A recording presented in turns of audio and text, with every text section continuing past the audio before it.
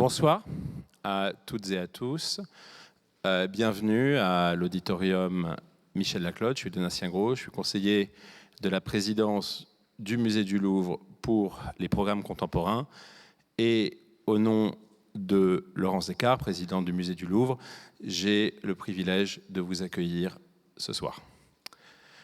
Ce soir est la deuxième séance de ce cycle que nous créons avec et pour Michelangelo Pistoletto, leçon d'artiste au Louvre. Le Louvre, vous le savez, a été la résidence des artistes avant même d'être musée. On raconte qu'au guichet du Louvre, sous la Grande Galerie, se tenaient bien des ateliers d'artistes. Il a continué à être fréquenté par les artistes, il l'est encore. Il y en a un très grand nombre dans la salle ce soir. Et il nous paraissait juste de créer un cycle qui marquerait ce cheminement, cette présence des artistes, et qui leur donnerait la parole. Leur donnerait la parole, mais pas sur n'importe quel sujet. Leur donnerait la parole sur le Louvre, sur l'histoire de l'art, sur le musée, à partir de leur propre perspective, de leur cheminement, de leur vie, de leurs sentiments et de leurs sensations. Il n'y avait pas de meilleur débutant que ce jeune homme de bientôt un anniversaire important approche, que ce débutant, Michelangelo Pistoletto. Pas de meilleur débutant que Michelangelo Pistoletto, cet artiste tellement célébré, tellement admiré, et qui a, avec le musée du Louvre, une relation très forte, très intense, une relation ancienne de plus de 60 années. Sa visite date de 1963, première visite au musée.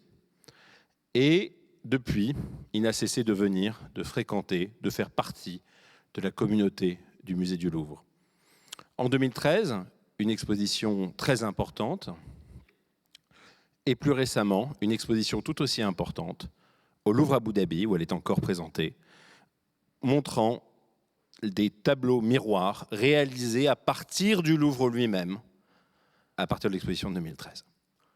Et donc, ce cheminement au Louvre de Paris, ce cheminement au Louvre Abu Dhabi, mène Michelangelo ici, devant nous, dans quelques minutes.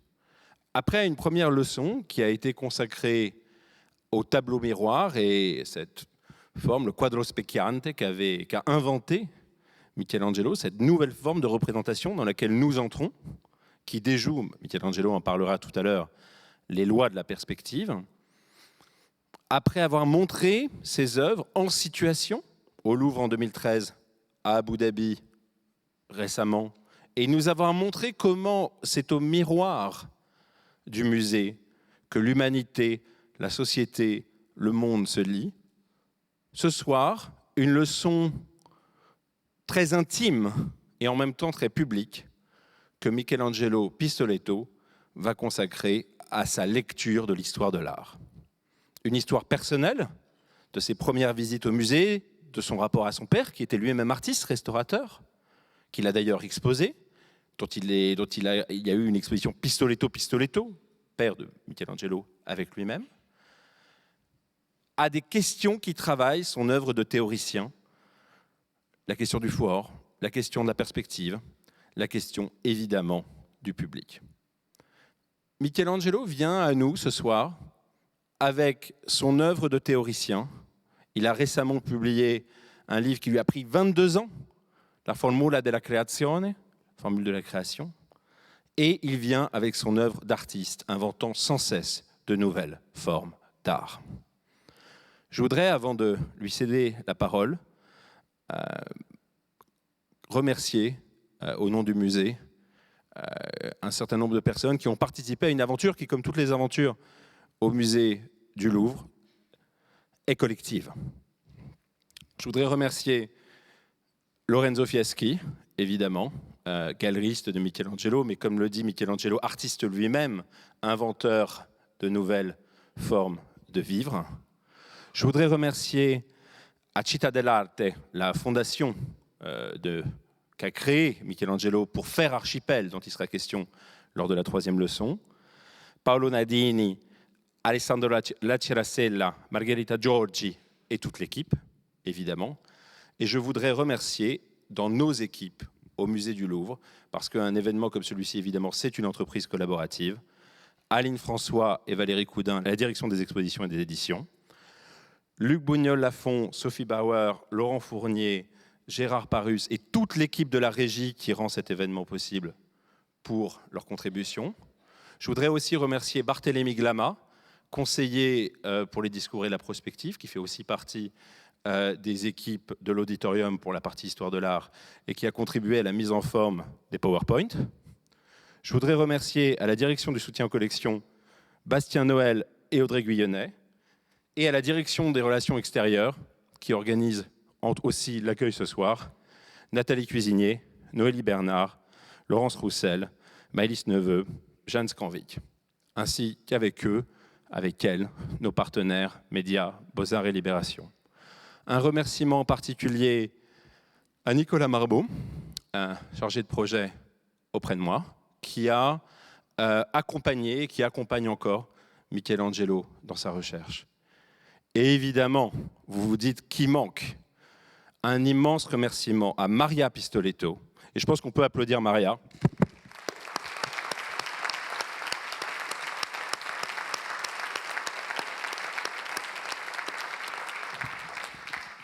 Et à Michelangelo Pistoletto, qui, sous un tonnerre d'applaudissements, arrive sur scène.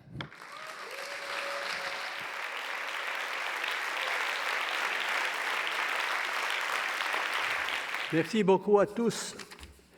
Alors, c'est un grand plaisir pour moi d'être ici ce soir pour la 2e fois. Alors là, vous voyez, c'est l'atelier du père. La découverte de l'histoire de l'art, pour moi, ça a été à travers l'atelier de mon père, bien sûr, parce que je suis né dans l'atelier de mon père. Donc, je peux vous montrer déjà une peinture. Là, c'est moi avec ma mère dans l'atelier de mon père, et vous voyez mon père derrière avec son autoportrait. Vous voyez déjà là comme l'autoportrait entre dans mon histoire, le concept même de l'autoportrait. C'était déjà mon père qui l'a fait sur lui-même. Mais bien sûr, mon père, je dois dire qu'il avait perdu à l'âge de 8 ans son audition. Et il était sourd. Mais c'est pour ça qu'il a privilégié son œil. Et c'est pourquoi moi-même, ensuite, j'ai privilégié mon œil. Parce que moi, je suis né, justement, avec les yeux de mon père. Hein. Les yeux de mon père tournés vers l'art. Et moi, je peux vous montrer deux portraits. Un portrait fait par mon père quand il avait 20 ans. Il était jeune. Et c'est mon grand-père. Et c'est un portrait de famille. Lui n'avait pas fait d'école. Il était tout à fait autodidacte. Mais je peux vous montrer un autre portrait. C'est le portrait que ma mère a fait à moi-même quand j'avais 17 ans. Donc lui, il était un peintre réaliste qui m'a montré la peinture. La peinture, le dessin, m'a montré petit à petit toute l'histoire de l'art.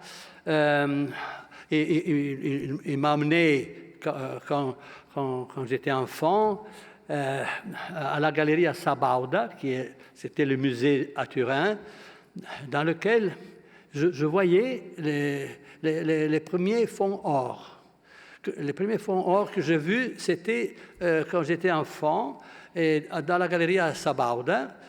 Et ça, c'est resté dans ma mémoire. Et vous voyez là, le fond or, c'est ça. Et Et là, ce sont des œuvres que je voyais quand j'étais enfant. Le dimanche matin, mon père, spécialement pendant l'hiver, il m'amenait à la galerie Sabauda pour me montrer les œuvres qui étaient là.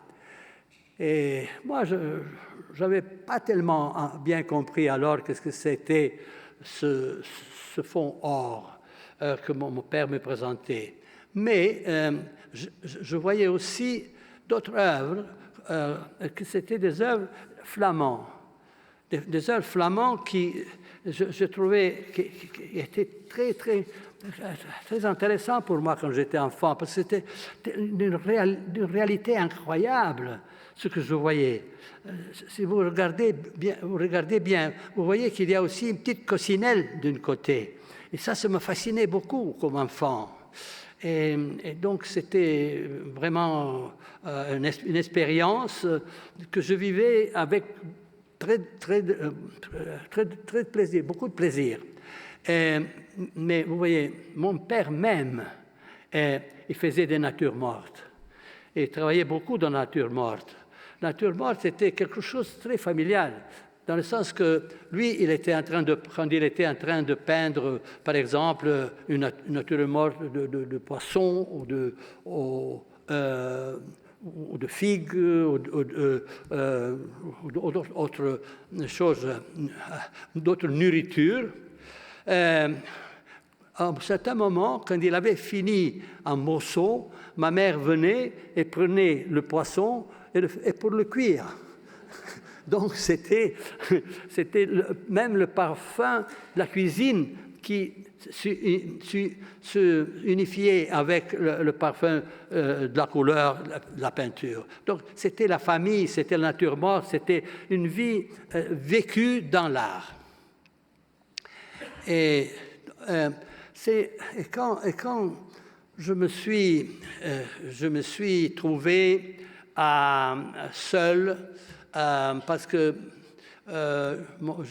je n'ai pas fait une école d'art. Mon père ne voulait pas que j'aille à l'académie d'art parce qu'il n'aimait pas l'art moderne.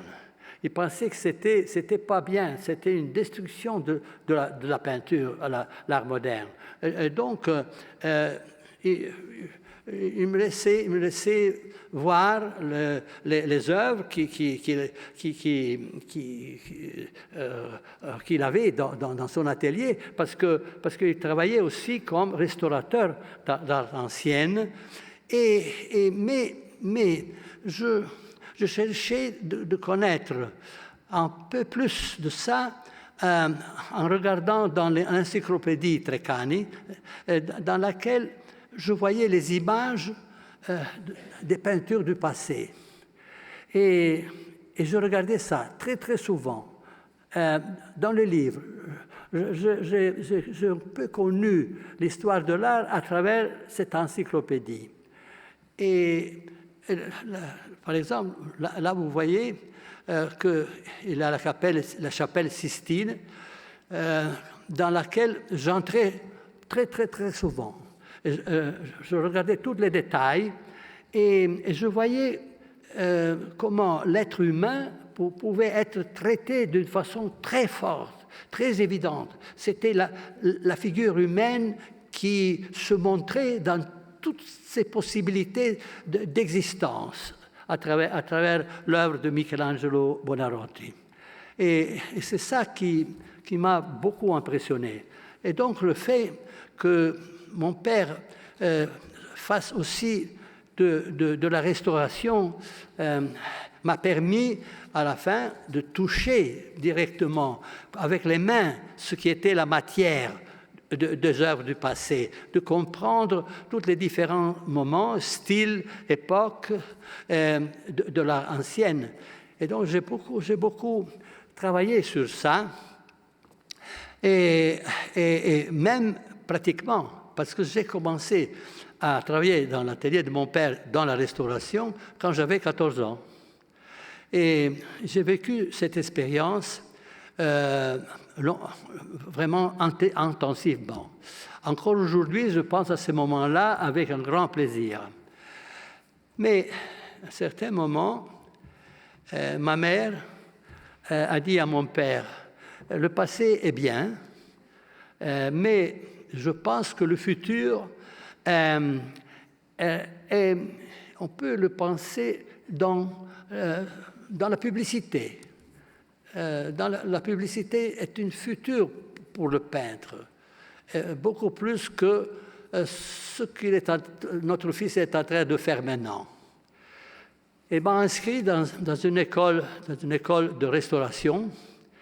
Non, pardon, la restauration, c'est mon père. L'école de publicité. Une école de publicité avec un grand personnage de la publicité qui était Armando Testa, et lequel nous a dit tout de suite, si vous voulez faire de la publicité, vous devez connaître parfaitement l'art moderne. Et c'est à travers cette expérience de la publicité que je suis entré en contact avec l'art moderne. Et là, j'ai fait cette école, mais pendant justement le temps de cette école, j'ai commencé à chercher, regarder les livres, les galeries, tout ce qui pouvait me donner une vision de l'art moderne. J'ai eu une expérience extraordinaire parce que j'ai vu que l'art moderne était vraiment un saut vraiment dehors de tout ce que j'avais appris avant. Et alors, j'ai dit, mais comment je peux entrer moi-même, faire partie de cette projection nouvelle qui est l'art moderne? Et donc, par exemple, j'ai eu des expériences comme celle de rencontre avec une œuvre de Fontana, qui était une œuvre faite avec une toile blanche avec des trous. Et tout le monde disait, c'est de la folie, c'est de la blague, c'est pas possible, et tout ça. Et moi je disais, mais si cette personne a fait une chose pareille, il doit avoir une raison, doit avoir eu une raison. Alors, c'est-à-dire, l'art moderne, alors, c'est de trouver une raison. Alors, je dois trouver ma raison. Et alors, c'est là que j'ai commencé à dire, bien, je suis libre, totalement libre de trouver ma raison. Mais il faut travailler. Hein. Mais je dis, mais surtout, je dois savoir que j'existe. Et donc, je dois trouver mon identité dans mon existence. Qui je suis? Pourquoi je suis là? Qu'est-ce que c'est ce monde dans lequel je suis? Et alors, je me suis posé une question. Mais quelle est la seule possibilité que j'ai pour me reconnaître? Et là, l'expérience paternelle a commencé à être utile, parce que j'ai dit, bon, il y a l'autoportrait. Et à travers l'autoportrait, je me suis mis devant le miroir et j'ai dit, là, je vois que j'existe. Et c'est là le mystère. Là, c'est le mystère que je dois révéler. La révélation est là-dedans, dans ce miroir. Et c'est comme ça que petit à petit, j'ai réalisé des fonds or, des fonds argent, des fonds noirs brillants qui m'ont permis d'arriver à faire mon autoportrait qui n'était plus fait par un miroir à côté, mais par un miroir dedans, dans l'œuvre. Mais de ça, on va en reparler un peu plus tard. Et maintenant, je dois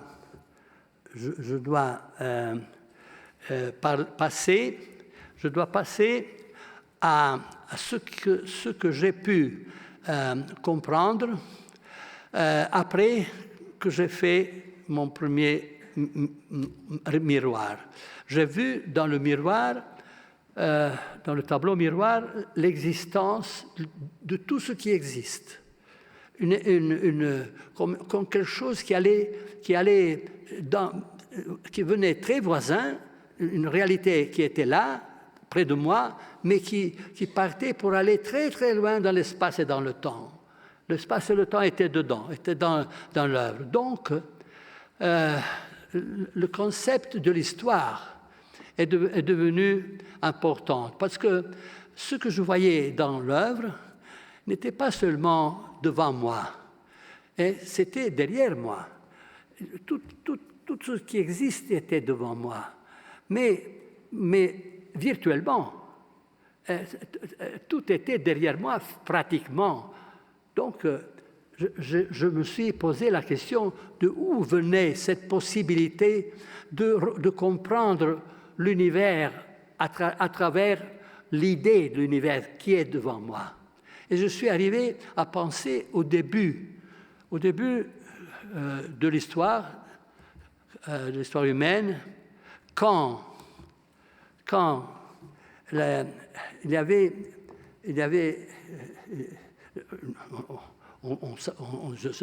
j'avais vu dans des reproductions que une main humaine avait été fixée sur la paroi d'une caverne. Et j'ai compris que celui-là était le premier œuvre d'art. Parce que ce n'était pas la main elle-même de la personne, était la représentation de la main. Mais ce n'était pas une représentation faite par une volonté de la pensée. C'était spontané. Donc c'était la main qui était là de la personne qui avait laissé sa main, mais tout en gardant la main même. La main physique et la main virtuelle étaient tous les deux là. Alors, qu'est-ce qui se passait à ce moment-là entre la main virtuelle et la main physique? Tout devenait possible. C'était l'univers même devenait comme une possibilité de rapport virtuel avec la pensée de la personne. En effet, c'était la main de quelqu'un qui a vécu un moment à ce moment-là, mais cette main est encore là aujourd'hui. Alors ça veut dire que ce n'est pas seulement une identité d'un moment, d'un instant, c'est une identité qui amène à l'immortalité. C'est l'immortalité, parce que, puisqu'on la voit aujourd'hui, c'est que cette main de cette personne, pas d'un autre, de cette personne est là encore aujourd'hui comme si elle était vivante. Donc c'est l'immortalité de la personne, le concept même de l'immortalité. Alors, j'ai vu, par exemple, que dans le passé, il y a toute une histoire basée sur l'immortalité. Et l'immortalité liée à un matériau qui est l'or. L'or, on retrouve l'or dans les momies, les sarcophages égyptiens. Et vous voyez que ce n'est plus seulement la main, mais c'est toute la personne qui va être revitalisée à travers son image. Mais ce n'est pas une représentation de l'image ailleurs, au-delà de l'image, sur un tableau, sur quelque chose de différent. C'est justement à la place de la personne même. Donc elle va survivre à travers son image et à travers l'or va survivre. Moi, j'ai oublié de dire avant, voilà, vous voyez là que nous avons aussi, à côté de la première main sur la paroi de la caverne, nous avons plusieurs mains. Alors ça veut dire que l'identité personnelle est devenue une identité collective. Les gens ont commencé à se reproduire avec l'intention de créer une identité sociale. Et c'est ça qui pour moi, c'est important. C'est que la société même a commencé à penser de comment on pouvait, à travers la virtualité de l'identification humaine, aller très loin dans l'inconnu. Et c'est pour ça que l'inconnu est l'or, la matière dorée, attention, la matière de l'or, se sont identifiés. L'inconnu est devenu brillant et en même temps durable. Non, pas durable, c'est-à-dire incorruptible. Il a dépassé la durée de la vie même. Parce que l'or est un métal qui n'est pas oxydable. Et il a une durée illimitée. C'est la matière la plus...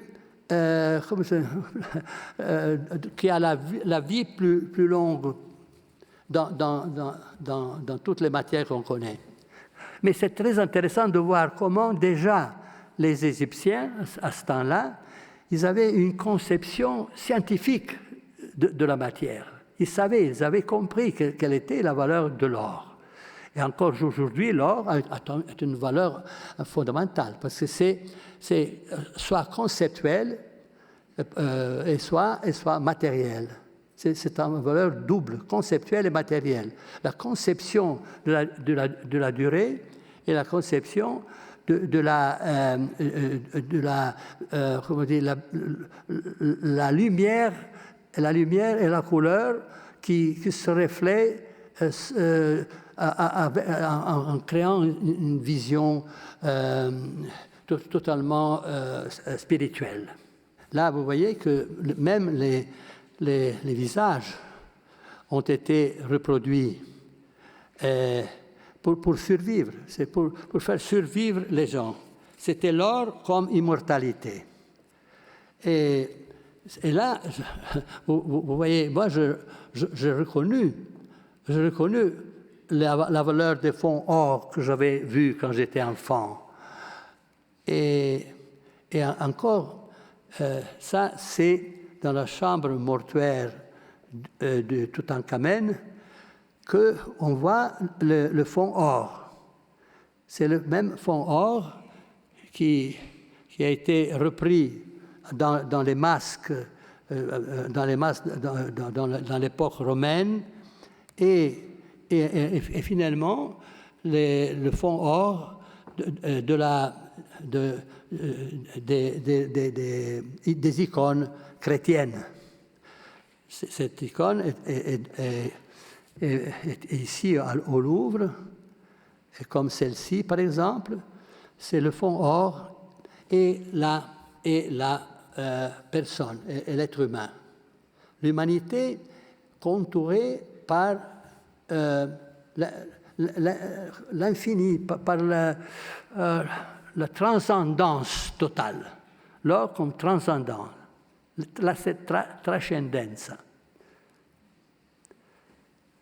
Alors, l'histoire de l'or, pour moi, est très importante et fondamentale. Et c'est une histoire que nous accompagne jusqu'à la perspective du XVe siècle. Donc, au XVe siècle, moi, je suis arrivé à connaître la perspective. Et là, vous avez les premiers exemples de dessins de perspective. Ici, vous avez une œuvre qui est conservée dans le Louvre. Donc, le Louvre représente des témoignages, nous portent des témoignages de l'histoire de ce genre. Ici, nous avons une vision de la perspective, que c'est une peinture de laquelle on ne connaît pas l'auteur, mais c'est formidable parce que c'est, vous voyez, le rond perspective et le rond qui devient tout l'espace de la ville, la perspective. Moi, j'ai été à Urbino et là, quand j'avais 18 ans, et là, j'ai été folgoré par ce tableau. Parce que j'ai vu que ce tableau était, oui, un tableau figuratif qui racontait une histoire, hein, mais c'était la perspective qui était le vrai protagoniste de cette œuvre. C'était un dessin qui nous donnait la possibilité de considérer techniquement et mathématiquement un processus qui était celui qui ouvrait la science du futur, la science qui arrivait jusqu'à nos temps. La perspective qui partait de ce moment-là pour arriver à la modernité. Et ici, nous avons 2 œuvres qui sont au Louvre, et ces œuvres nous expliquent très bien, nous montrent très bien comment la perspective marchait. C'était la vue de l'artiste, mais non, pas seulement de l'artiste, comme quelqu'un qui avait peut-être une machine à photo.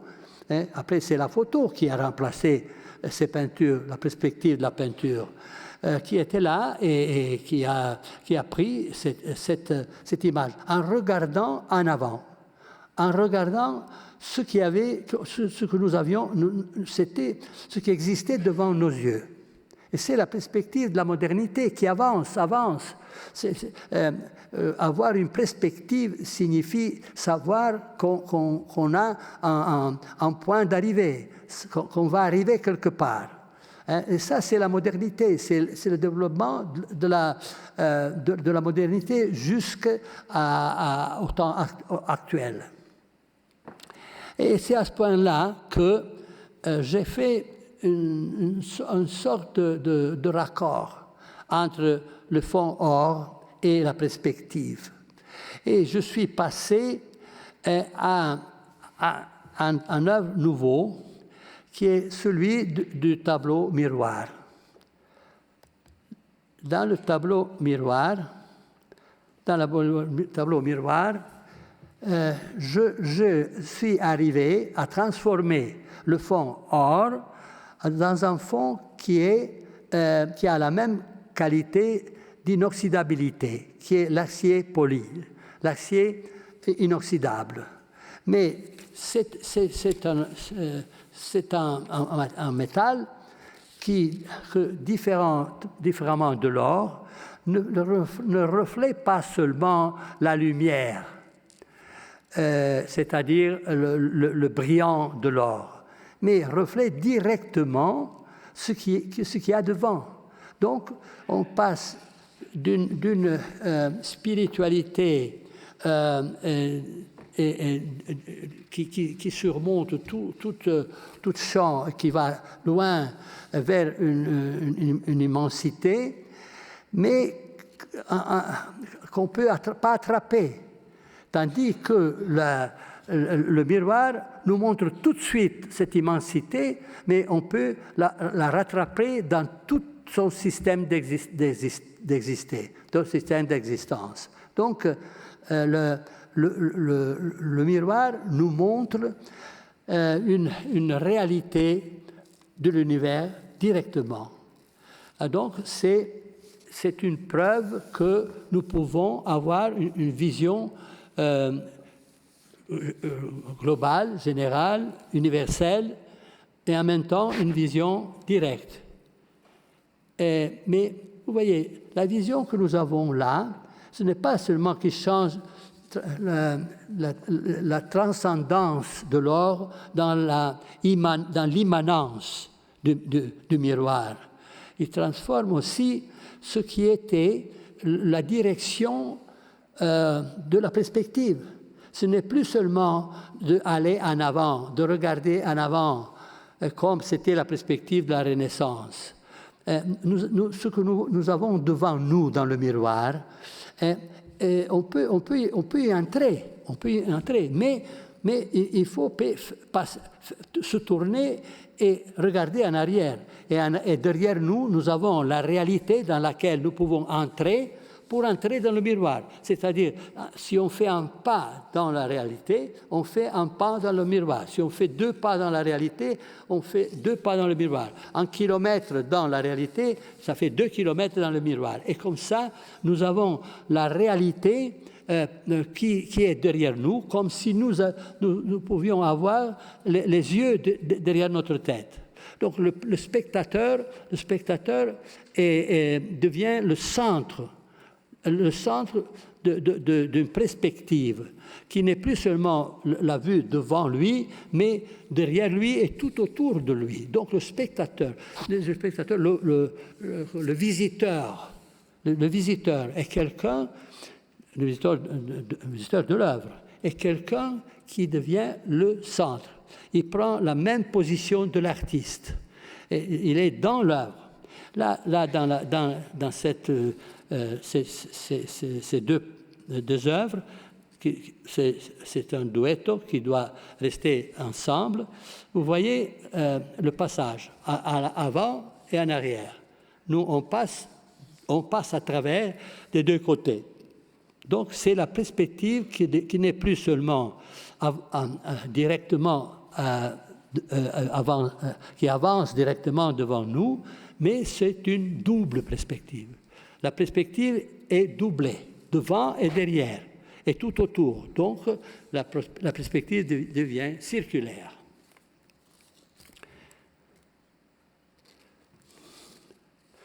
Alors, je passe ici à parler du public, à parler du visiteur. Et aussi, je parle de ce qui est aussi la technique que j'ai développée et en relation à la technique avancée, la technique plus avancée. Là, vous voyez, c'est une peinture qui a été exposée en 2013 au Louvre. Et là, vous voyez que la personne est en train de faire une photo à l'espace ou à quelque chose, ou bien aux tableaux qui sont exposés dans le Louvre devant l'œuvre miroir. Et donc, l'espace du musée et la personne se retrouvent comme dans une certaine façon, comme si c'était déjà ce qu'aujourd'hui on appelle le selfie. Le selfie, hein? Tu fais une photo de toi-même et tu vois ce qu'il y a autour de toi, ce que tu as derrière toi. Et c'est comme ça que, vous voyez, les gens du Louvre commencent à faire des photos à soi-même en faisant la photo de l'œuvre. Mais en même temps, ils font la photo de l'œuvre et des œuvres de Louvre qui sont là. Donc c'est une fusion du passé, du présent, de quelque chose qui est virtuel et quelque chose qui est réel. Parce que c'est la virtualité qui a figé la personne sur la surface du tableau. Mais dans le tableau, il y a la réalité. Et c'est la réalité, c'est la même qui est devant l'œuvre. Donc là, nous avons une série d'œuvres dont on voit comment le spectateur, c'est-à-dire le visiteur, et le peuple, les gens, nous-mêmes, nous sommes partie de l'œuvre. On cherche d'être partie de l'œuvre. On va chercher dans le musée, on va chercher notre identité. En regardant le passé, en regardant tout ce qui existe dans le musée, on cherche notre identité, comme il l'a cherché déjà au début avec la main sur la paroi. Donc, notre identité, identité personnelle et identité sociale. Là, vous voyez les gens qui bougent, qui travaillent, qui prennent des photos. J'ai fait, voilà. Vous voyez, tellement de gens qui se sont mis devant. Après, vous voyez, un derrière l'autre. Hein. C'est la société qui devient vraiment l'objet vivant du Louvre. Et là, vous voyez, il y a un grand tableau miroir qui a été exposé en 2013. Et comme vous pouvez observer, les gens ils sont là qui cherchent d'entrer. Ils sont dedans. Et ils cherchent d'entrer. Mais ils savent qu'ils sont déjà là-dedans. Ils le savent, ils le voient. Donc là, finalement, vous voyez le Louvre avec tout le monde qui vient, qui passe d'une œuvre à l'autre. Et donc, moi, je peux conclure en disant que le Louvre en voyant cette photo, est le temple de notre identité.